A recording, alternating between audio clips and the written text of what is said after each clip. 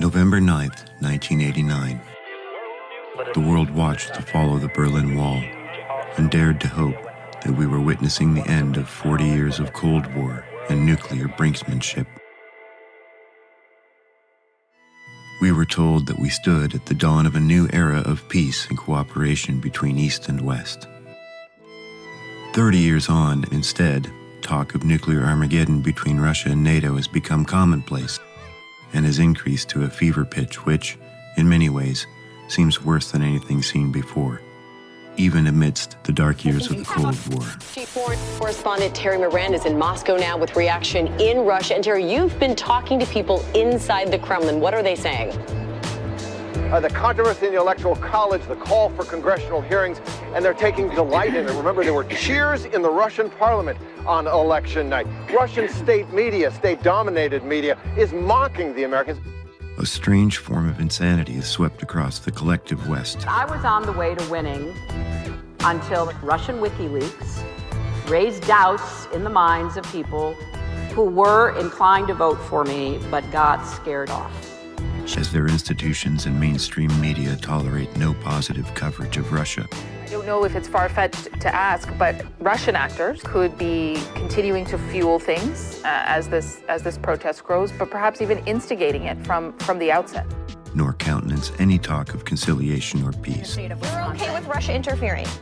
But rather hysterically blame Russia for every failing of their own societal systems. Putin's tax, that's really Putin's gas hike. It seems hopeless to even try to deal with the collective West, led by vicious, untrustworthy, neoconservative and neoliberal interventionists. And the Russian government is absolutely out and out denying that it had anything to do with it, but that any hacker could undermine an American election. But there is another America. I was chosen by Gorbachev to organize something called back channel. The United States has been in nonstop wars, more than 190 military interventions. Well, Zelensky's going to do what Zelensky's going to do, but I hold our leaders responsible, President Biden, Democrat, Republican leaders in Congress, responsible for the decisions that they have made that have put the American people and our country at risk. But I would go first and foremost to the idea of arranging a ceasefire. I think Americans would like that. What the president wants to do is to let Russia know that we are not enemies any longer. An America that remembers the great promise of the Constitution, that remembers how cooperation with Russia saved the Union, an America that has reached out to Russia many times through history in the name of peace. We will explore 3 of these great opportunities for peace since 1989, and why they were missed, but how an opportunity still exists to live in a world of cooperation between East and West, if we can cut through the divisions to discover the other America.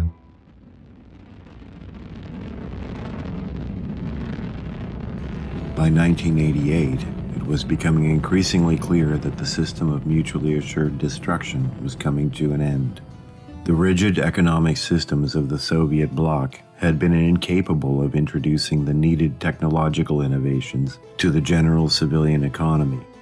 Everyone knows of the dark days of perestroika and the Western-directed looting of the 1990s. But few are aware of the ripe potential for a new age of cooperation and abundance, driven by American politicians and peace activists and their Russian counterparts, who saw in this crisis an opportunity to turn swords into plowshares, not by crushing Russia into oblivion, but in providing a new synergy of industrial and scientific cooperation between East and West. And at the time, the Gorbachev team, several people, they told me that if I can probably line up some Americans and we can start negotiating, and then maybe with the help of those back channels, we can bring some proposals to both Gorbachev and first Reagan and then George Bush. The story of these plans and possibility for an age of cooperation, premised on large-scale industrial progress, is told both in the recent autobiography of American University in Moscow's Dr. Edward Lazansky. These figures worked hard to present development plans which involved billions of dollars of promised investments into the modernization of all sectors of the Soviet economy, premised around large-scale infrastructure, and industrial growth. Despite the many promises of East-West unification, the 1990s instead saw a bloodied Russia swimming with sharks. Figures like Strobe Talbot were assigned the task of breaking the Russian government and its people economically, psychologically, and morally under a program of shock therapy overseen by the worst elements of the IMF, City of London, and Washington utopians. In 96, Clinton sent operatives over to run Yeltsin's re-election campaign. That was the front page cover of Time magazine. The fact that he would think that we had to run Yeltsin's re-election campaign was outrageous to me. The Russian people knew that Yeltsin was our choice for their president. And they knew Clinton's people ran the campaign. They stayed in the presidential hotel running Yeltsin's re-election campaign. How offensive is that? In September 2000, the Speaker's Advisory Group on Russia, comprised of the chairman of the Committees on Armed Services, Appropriations, Banking, Intelligence, and International Relations, as well as the House Vice Chairman of the Joint Economic Committee, released a 287-page report on Clinton's failures in Russia titled Russia's Road to Corruption. Even basic security guarantees were abandoned, as the promises made by the then Secretary of State James Baker to not move NATO 1 inch beyond its 1992 configuration were increasingly abandoned. When it comes to this war in Ukraine, this has been brewing for 3 decades as well, because the terms of Gorbachev ending the Soviet Warsaw Pact military alliance was that NATO would not take advantage of that, but would also stay where it was. The phrase that was used to Gorbachev was, NATO will not move 1 inch to the east. As NATO transformed from a Cold War defensive alliance to an aspiring new global offensive structure, absorbing as many former Soviet nations it could acquire. We can do what we want. We don't have to honor any agreement, and they started NATO enlargement. First to Central Europe, to Poland, Hungary, Czech Republic, but then starting in the 2000s with George W. Bush Jr., they enlarged NATO to 7 more countries: Romania, Bulgaria, Lithuania, Estonia, Latvia, Slovakia, and Slovenia. Now, that's coming pretty close to Russia. We trusted you.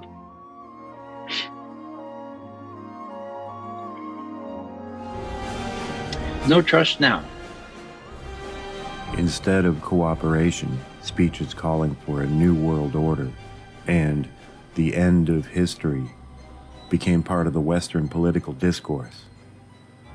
Even then, Senator Joe Biden was quick to get into the action, writing such 1992 tracts as How I Learned to Stop Worrying and Love the New World Order.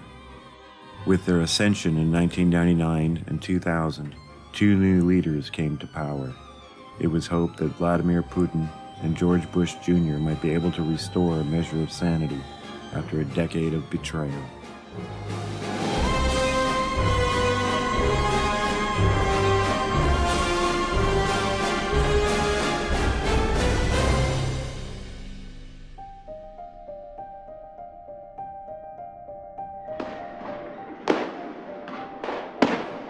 By the year 2000, hopes were again high that the dismal decay of U.S.-Russian relations could be healed as a young troubleshooter named Vladimir Putin was brought into play in Moscow, replacing Boris Yeltsin.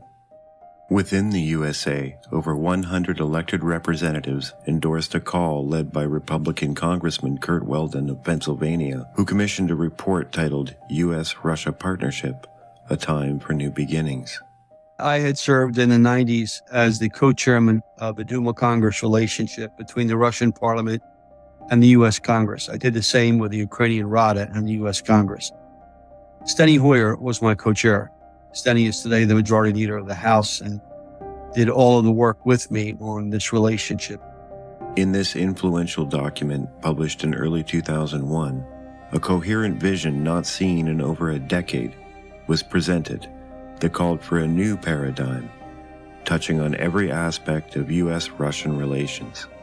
cultural diplomacy, the teaching of Russian in American schools, agricultural assistance, full-spectrum energy development, space exploration, defense cooperation, asteroid defense, and fusion research all figured prominently in Representative Weldon's dossier.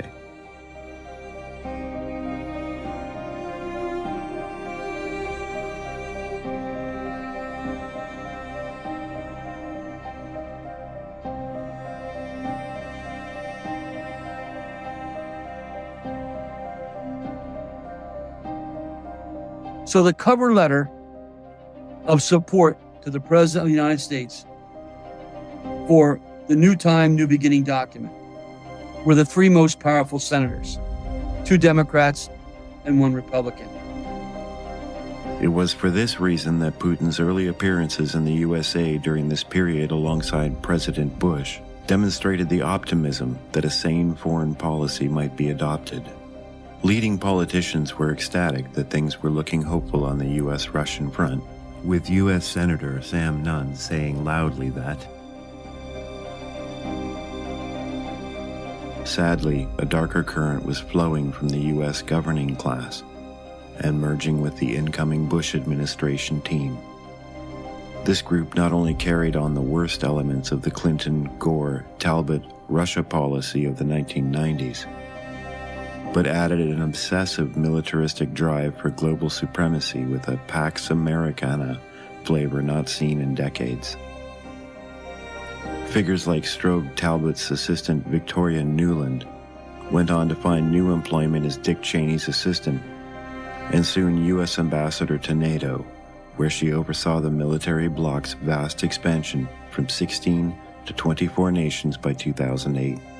Under Nuland's lead, Georgia and Ukraine's aspirations to join the alliance was welcomed officially by NATO.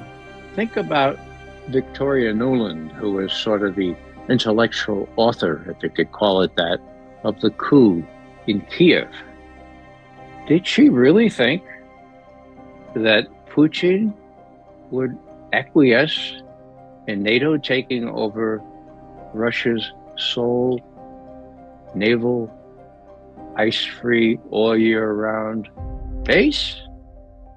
Well, you know, these people are a little weird. They might have thought that since we're so exceptional, that the Russians would just say, oh, okay, because, bummer, Nuland also worked closely with the congressionally funded group National Endowment for Democracy and George Soros in setting the stage for a new era of regime change operations in the form of color revolutions in Georgia, 2003, Ukraine, 2004, eventually resulting in a coup d'etat in 2014, and scorched earth humanitarian bombing of nations back to the Stone Age across the Middle East in the wake of 9/11. Nuland's husband, Robert Kagan, was an early co-founder of the Project for a New American Century, a neoconservative think tank which produced such dystopic policy visions for the 21st century as the September 2000 Rebuilding America's Defenses, which saw both Russia and China not as potential allies, but as intrinsic enemies to be destroyed, if the planned global hegemony of the USA was to be ensured.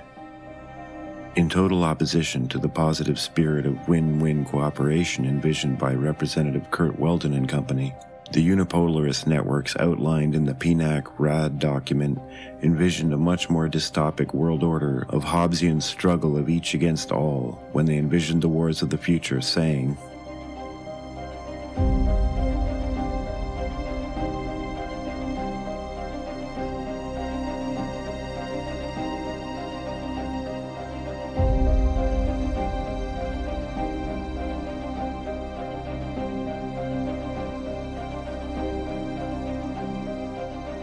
the thinking of grand strategist Zbigniew Brzezinski was visceral in the pulse of ideologues like Kagan, Nuland, and other neocons like Paul Wolfowitz, Richard Pearl, John Bolton, Donald Rumsfeld, and Dick Cheney, who ran the malleable Bush Jr. presidency. It was former National Security Advisor Brzezinski who outlined the needed carving up of Russia in his 1997 Grand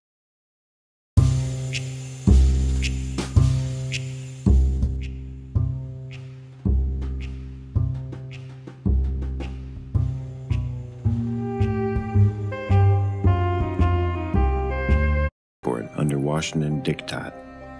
This could also be smelled across the pages of the PNAC white papers. Unfortunately for the world, the doctrine which was adopted by George Bush was not that of the American patriots surrounding Kurt Weldon, but rather this hive of unipolarists who sought to do everything possible to ensure that the world would remain as divided and suppressed as possible, while a new Pax Americana could consolidate its possessions under a program of full-spectrum dominance. It was this group that ensured the USA would soon quit the Anti-Ballistic Missile Treaty, which Bush announced on December 13, 2001. The United States of America is withdrawing from this almost 30-year-old treaty. The 1972 ABM Treaty had ensured that both Russian and American militaries ceased deploying sea, air, space, and mobile land-based anti-missile systems for intercepting strategic ballistic missiles. The USA's withdrawal from this treaty made the increased danger of the ballistic missile shield built up around Russia and China's perimeters an unbearable existential threat, and a new arms race between offensive and defensive systems was launched. A day after the USA officially left the ABM Treaty, Russia announced its withdrawal from the START II Treaty, which would have not only banned the use of multiple warheads on ICBMs, but also vastly reduced the total number of warheads. It wasn't long before President Putin called out this threat during his famous 2007 Munich security speech, which laid out not only Russia's understanding of the true intentions underlying the offensive properties of the ballistic missile systems built up across our borders, but also set firm red lines regarding NATO's continued encroachment on Russia. I can't blame one person, but what I can tell you is we had an opportunity that we didn't take advantage of.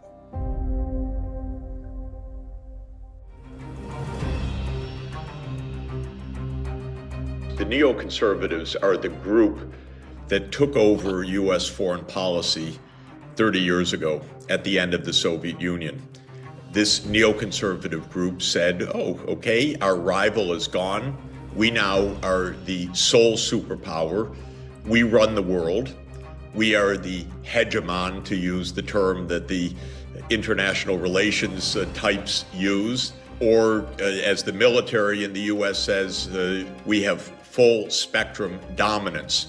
Between 2007 to 2016, the Western unipolarists had doubled down on full-spectrum dominance, despite the fact that the contours of world politics had drastically changed. A new Russian-Chinese alliance had become a bedrock of the success of Eurasian integration. Other nations had been swept into terror under a Western-manipulated Arab Spring, followed by the 2011 humanitarian bombing of Libya, and the targeting of Syria for similar nation-building treatment. A team of over 50 scholars, legal experts, human rights practitioners, and physicians contribute to the Cost of War project out of Brown University. These papers attempt to account for and illustrate the war's costs in human lives among all categories of person affected by them, both in the U.S. and in the war zones.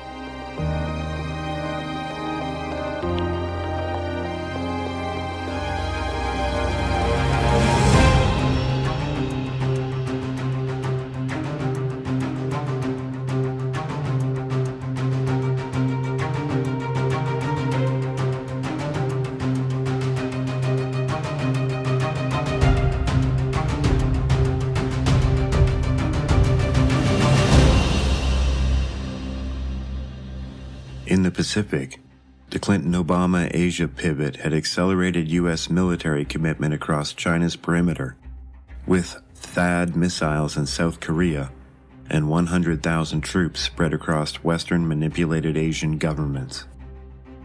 Under Biden and Victoria Nuland's lead, Ukraine was lit on fire as the duly elected government of Viktor Yanukovych was overturned in a second color revolution, and a regime chosen by the U.S. State Department was installed in power. I think there was an opportunity grasped by the U.S. government to effectively install someone in Kiev who would be hostile to Moscow. And I think they succeeded in doing it.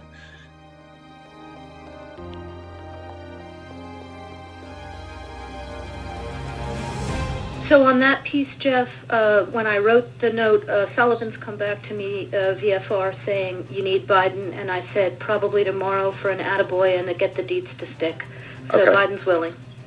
So that would be great, I think, to help glue this thing and have the UN help glue it. And, fuck the EU. By 2016, things were looking bleak for the world as all public opinion polls in America were forecasting certain victory for Hillary Clinton as the 45th President of the United States. But something changed. The upset victory of Donald Trump did more than merely derail the continuation of the neocon agenda, which had found a new home in the worst elements of the Democratic Party of Obama and Clinton. Our brave troops have now been fighting in the Middle East for almost 19 years. In Afghanistan and Iraq, great nations do not fight endless wars. But, rather, a new potential for rebuilding U.S.-Russian relations was beginning to be felt, as the new president called for good relations with Russia and China, while also pushing for ending the never-ending wars and recalibrating American military activity in Syria with the Russians.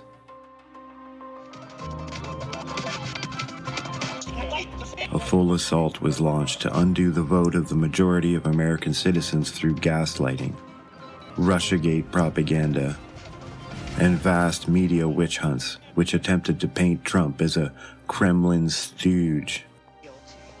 Despite this, Trump was able to fend off impeachment attempts and managed a variety of reforms that entailed cutting NED funding in Ukraine, Hong Kong, and beyond, severing CIA access to conventional military operations, harmonized U.S. military operations with Russia in Syria, and drove a vast program of diplomatic bridge building across the Middle East with the Abraham Accords, and in Asia, where Trump brokered meetings with South and North Korean leaders. And although neocon swamp creatures like John Bolton and Mike Pompeo continued to surround Trump's inner circle like vipers, it would be foolish to ignore these positive, albeit short-lived initiatives to revive the missed chances of 1990 and 2000. 2 years after the installation of Biden into the White House, the world has slid once again towards an existential cliff of confrontation, not only with Russia over the events in Ukraine, but increasingly China. War is more likely, security competition is more likely to turn into war in the U.S.-China competition and in the U.S.-Russia competition than it was during the Cold War.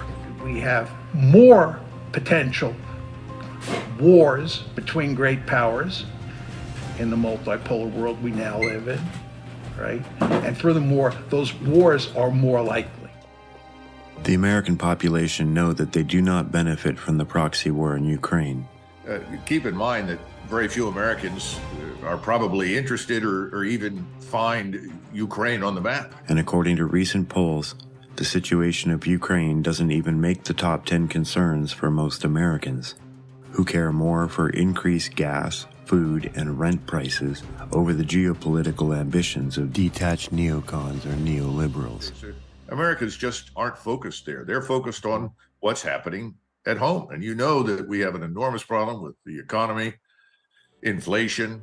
Additionally, polls by Rasmussen demonstrate that nearly 70% of Americans strongly believe America to be heading down the wrong track, and approval of both the president and Congress has hit historic lows. The previous 3 attempts to overthrow the unipolarist ideologues and establish a sustainable foundation of U.S.-Russian cooperation were made possible not only through well-positioned politicians, but a network of well-organized, informed, and engaged American citizens who understood how to think about the direction their nation was headed.